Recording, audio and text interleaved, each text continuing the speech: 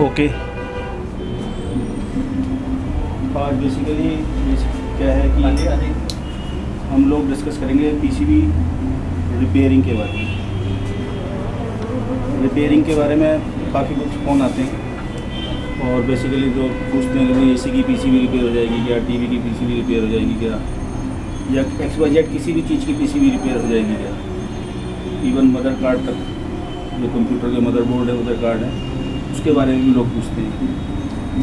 तो बेसिकली अगर मैं किसी भी चीज़ को बनाने की प्रोसेस को जान जाता हूँ तो मेरे लिए रिपेयरिंग बहुत आसान हो जाती है। उसके लिए बेसिकली हमें क्या पढ़ना होगा, फॉल्ट फाइंडिंग के लिए बेसिकली हमारा जो टॉपिक है वो है रिपेयरिंग या फॉल्ट फाइंडिंग। फॉल्ट फाइंडिंग में क्या होगा,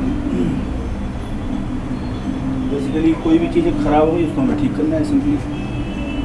अब ठीक करने के क्या क्या स्टेप्स हैं, सबसे पहले तो आपको बेसिक इलेक्ट्रॉनिक्स का पूरा ज्ञान होना चाहिए।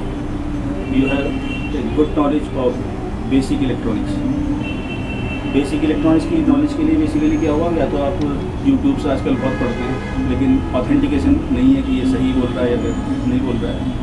तो हम लोग अपना इंस्टीट्यूट रन करते हैं, सीता इंस्टीट्यूट। वहाँ पर हम बेसिक इलेक्ट्रॉनिक्स और पीसीबी डिजाइनिंग, इन्हीं चीज़ों पे असेंबली, बेसिक टेस्टिंग, इन सभी पे फोकस करते हैं। तो इस सबको फोकस करने के लिए बेसिकली हमारे पास एक कोर्स है जो कि EITP, उसको हम ESDM बोलते हैं, ESDM, electronic system design and manufacturing, from beginning up to end एक प्रोडक्ट को कैसे बनाया जाए। और अगर मैं बनाना सीख जाता हूँ तो मेरे लिए रिपेयरिंग उतनी ही आसान हो जाती है। यानी कि आपको बेस में जाना है, बेसिक नॉलेज लेनी है, बेसिक के बाद ही अपर लेवल का कुछ कर पाएंगे। लोग बहुत डाउट में रहते हैं कि मैं तुरंत मतलब वो रिपेयर कर दूँ या तुरंत कोई भी चीज़ रिपेयर कर दूँ, ऐसा नहीं है। ये सिर्फ प्रैक्टिस का काम है, डेली प्रैक्टिस।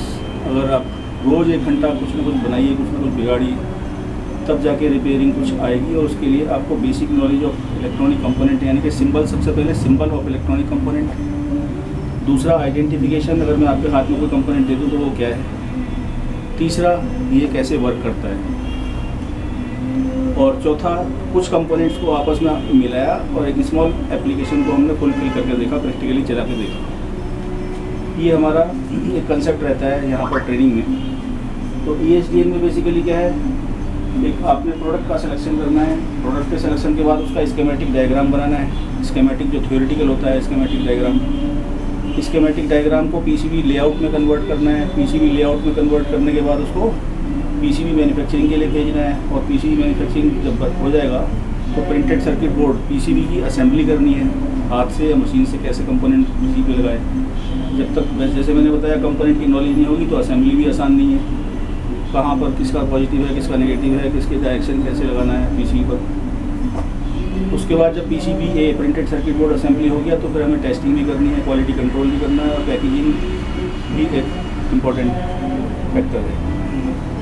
अब जब ये चीज़ मैंने बना ली, उसको बनाने के बाद कुछ चीज़ें, तो जब आपने सब चीज़ें फ्रेश यूज की तो आपका प्रोडक्ट चलने के चांसेस पूरे हैं। नहीं चला तो फिर फॉल्ट फाइंडिंग आ गई। फॉल्ट फाइंडिंग के बहुत सारे क्राइटेरिया हैं जो हम ट्रेनिंग में डिस्क्राइब करते हैं, सारे के सारे।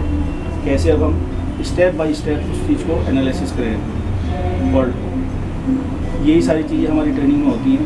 तो सिर्फ मैं आपसे एक रिक्वेस्ट करना चाहता हूँ कि फॉल्ट फाइंडिंग के लिए हमें basic knowledge of electronics compulsory है। किसी भी डाउट में ना रहें कि मैं तुरंत इस चीज़ को बनाना सीख जाऊँगा, तुरंत बिगाड़ना सीख जाऊँगा, ऐसा नहीं है। आपको लर्न करना पड़ेगा बेसिक इलेक्ट्रॉनिक्स सबसे पहले। उसके बाद आपका जब बेस मजबूत हो गया तो आपको लगभग सभी इलेक्ट्रॉनिक आइटम का वर्किंग समझ में आने लगेगा।